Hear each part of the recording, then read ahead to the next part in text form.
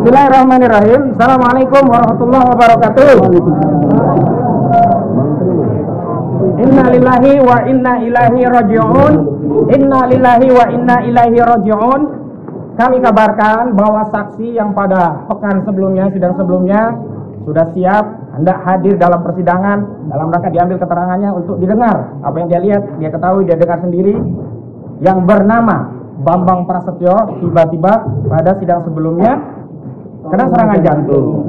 Tapi pada kesempatan kali ini kami mendapatkan kabar dari saudara jaksa penuntut umum bahwa saksi Bambang Prasetyo meninggal dunia.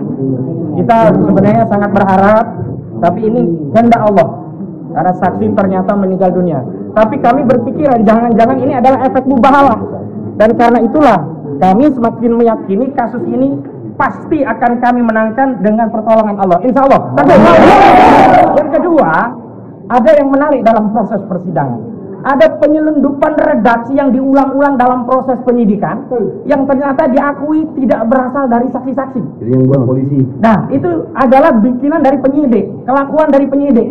Apa redaksinya? Saya sebagai umat Islam merasa keberatan kitab suci Al-Quran, dan marah, bahkan ada yang dan marah kitab suci Al-Quran, ya, marah dan tersinggung kitab suci Al-Quran dijadikan sarana untuk menyebarkan kebohongan.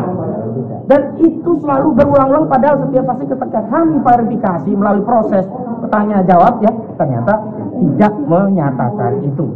Ini menunjukkan apa? Ada desain dalam proses BAP, ada desain yang mengarahkan seolah-olah ya ada unsur penistaan agama dalam proses penyidikan. Yang kedua, yang ketiga, begitu. Desain itu juga ada dengan munculnya nama kakak ibu negara, Nyonya Iriana yang bernama Anto. Ternyata Anto itu kakak kandung dari Nyonya Iriana yang mengajak kepala sekolah dan beberapa teman-temannya tadi ya untuk datang lapor ke Kapolres, kepolisian untuk diambil keterangannya dalam rangka untuk melengkapi berkas. Dan lucunya, jangan lucu ya, ini kurang ajar. Nah, kalau bahasa Bang ini kurang ajar, saya tambahkan lagi sekarang. Anehnya ya, tidak ada panggilan, langsung datang. Aneh apa ini? Kita saja ya punya apa berkas kalau lapor polisi selalu ada surat panggilan, misalkan dipanggil dalam rangka untuk dijadikan saksi atau setidaknya undangan klarifikasi. Ini benar-benar ada dugaan kuat ya intervensi kekuasaan dalam kasus ini. Kalau tidak ada intervensi kekuasaan, makanya proses dan prosedur hukum dalam klub pasti akan ditaati. Itu yang perlu saya sampaikan, dan saya harapkan Gus Nur tetap semangat, karena ini perjuangan bukan hanya perjuangan Gus Nur, tapi ini perjuangan kita untuk memastikan legasi sejarah bangsa dan negara Indonesia. Kita tidak ingin memiliki presiden dengan ijazah palsu. Oke. Assalamualaikum warahmatullahi wabarakatuh. Gus, silakan Gus, tanggapannya Gus. Iya, jadi intinya saya berdoa mudah-mudahan almarhum di sana diringankan hisapnya sama Allah. Karena dia meninggal dalam rangka akan memberikan kesaksian di pengadilan yang itu akan memberatkan saya. Tapi saya tidak punya ruang, tidak punya celah untuk melaknat karena udah meninggal, Mas. Dan diselamatkan, akhirnya nggak bisa memberatkan Gus kan jadinya. Ya, jadi ya, tapi kita tetap berdoa, mudah-mudahan keluarganya diberikan ketabahan, ya, rezekinya dilancarkan, dan almarhum di sana diampuni sama Allah. Amin. Dan intinya saya minta berjuang. Dulu pada kasus pertama, saya pernah ditawari, Gus Nur kalau minta maaf sekarang besok bebas. Dan saya nggak mau minta maaf, ya. Kecuali terbukti bersalah, minta maaf itu gampang. Jangankan minta maaf, cium kakimu saya mau. Yang penting buktikan kalau saya salah. Kan belum terbukti bersalah. Sudah di penjara. Sudah di penjara dan nggak boleh telepon anak istri dan diisolasi dan macam-macamnya lah. Jadi Mas Ahmad dari dulu intinya saya dalam rangka mencari kebenaran. Saya bukan kriminal, bukan narkoba, bukan penjahat, bukan teroris. Saya hanya YouTuber yang undang narasumber. Dan saya nggak nyangka akan terjadi seperti ini. Lalu gitu Mas. Ya, Pak Bambang beri. Saya langsung address Pak Jokowi. Ya. Apa susahnya menghadirkan ijazah asli Anda ke persidangan supaya kami tidak tersiksa?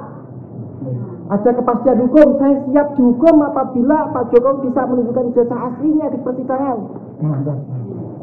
Cukup sekian Pak Jokowi. Mohon dengan hormat Bapak Presiden yang saya hormati, hadirkan ijazah asli Bapak di persidangan supaya nggak ada pro kontra di masyarakat dan kita semua bisa saling memaafkan.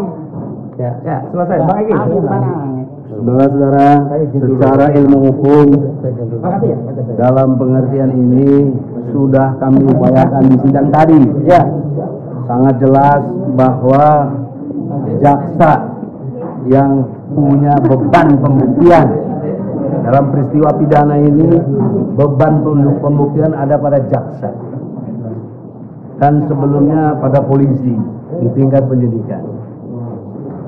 Yang kedua, saya sudah himbau kepada saksi kepala sekolah SMP 1 Pak Salim Ahmad untuk menyurati Jokowi atau datangi rumahnya yang di Solo sini.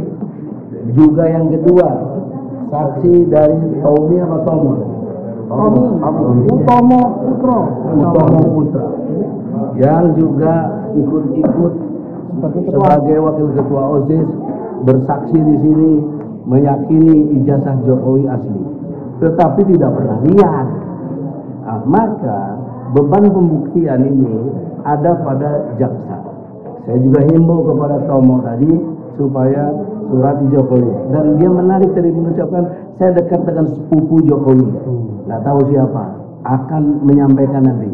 Nah, semoga jaksa dengan hormat, Anda dan saya sama sepenegak hukum. Anda kan nanti habis ini mau menuntut, saya harus membela. Bagaimana, apa yang Anda mau tuntut? Ijazah aslinya nggak ada. Artinya tidak dibenarkan Gus Nur dan Bambang Tri ditahan, harus dibebaskan karena tidak ada kebohongan dan tidak juga nggak ada keonaran. Lalu untuk apa dia ditahan? Untuk apa dia diadili? Saya sudah ngomong dengan majelis hakim. Melalui majelis hakim saya minta perintahkan jaksa mesti bawa. Kalau jaksa tidak membawa juga, minggu depan harus dipastikan hakim untuk memutuskan bebas Bambang Tri dan Gus Nur. Itu logika hukum.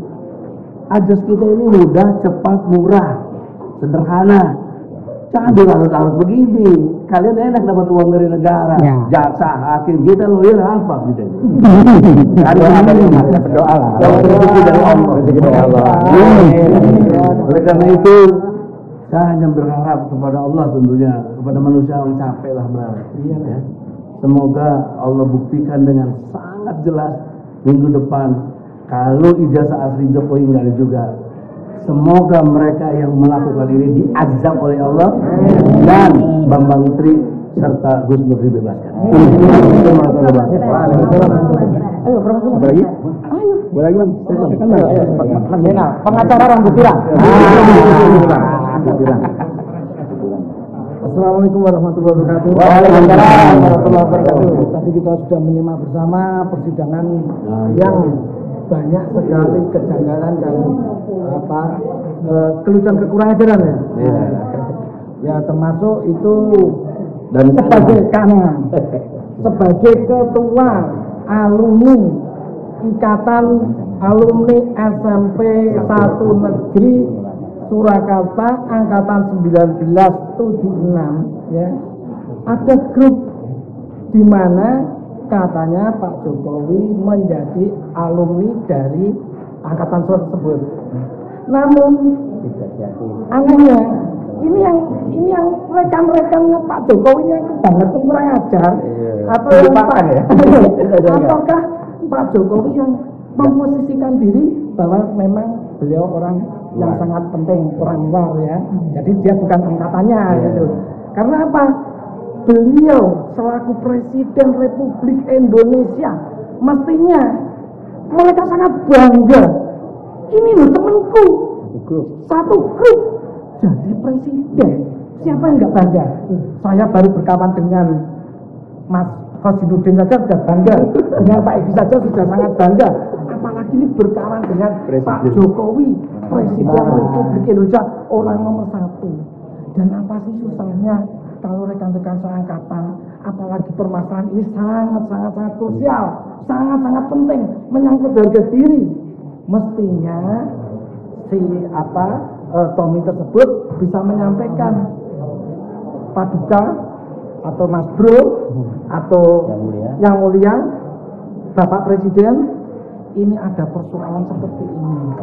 Mohon tunjukkanlah lewat entah ajudan atau siapapun, perintahkan ke saya atau ke Pak Jaksa, bawakan apa itu namanya ijazah aslinya.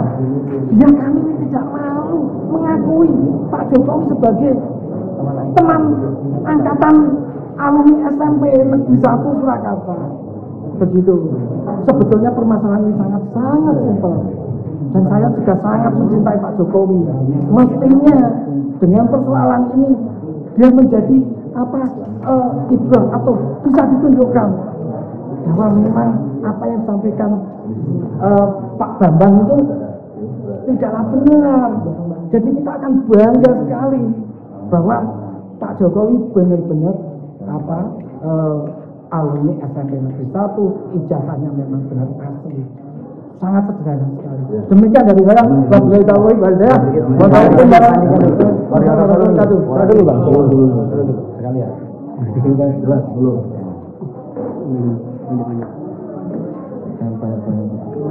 Pokoknya muncul Assalamualaikum warahmatullahi wabarakatuh. Waalaikumsalam. Dari persidangan hari ini kita masih menunggu yang tadi diulas teman-teman, diulas Bang Profesor Egi. Pak Jokowi mohon dengan hormat, Bapak adalah presiden kita tercinta. Bapak Jokowi, hemat saya, Bapak untuk menunjukkan kenegarawanan, Bapak menunjukkan ijazahnya.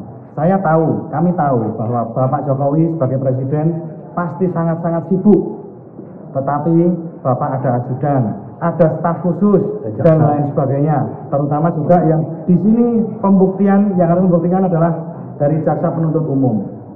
Bapak bisa titip ke mereka untuk menunjukkan kepada seluruh rakyat Indonesia, ini ijazah saya SD, ini ijazah saya SMP, ini ijazah saya SMA, ini ijazah saya ijazah UGM. Sebenarnya cukup simpel dan tidak bertele-tele. Cukup sekian, monggo dilanjutkan.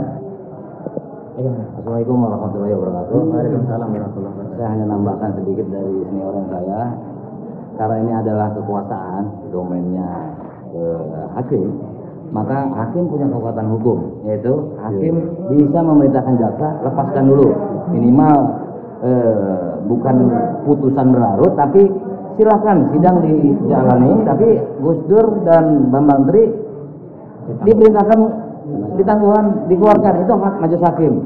Mohon hak kebebasan Gus Nur dan Bambang Tri diperhatikan. Itu penganiayaan, itu berdosa besar. Apabila belum ada bukti yang sama sekali dan sudah ada dari jaksa juga, waktunya sudah begitu banyak, tapi tidak bisa mendapatkan bukti sampai saat ini. Bukti 4 bulan. Demikian itu berdosa besar, akan bertemu di akhirat. Wassalamualaikum warahmatullahi wabarakatuh.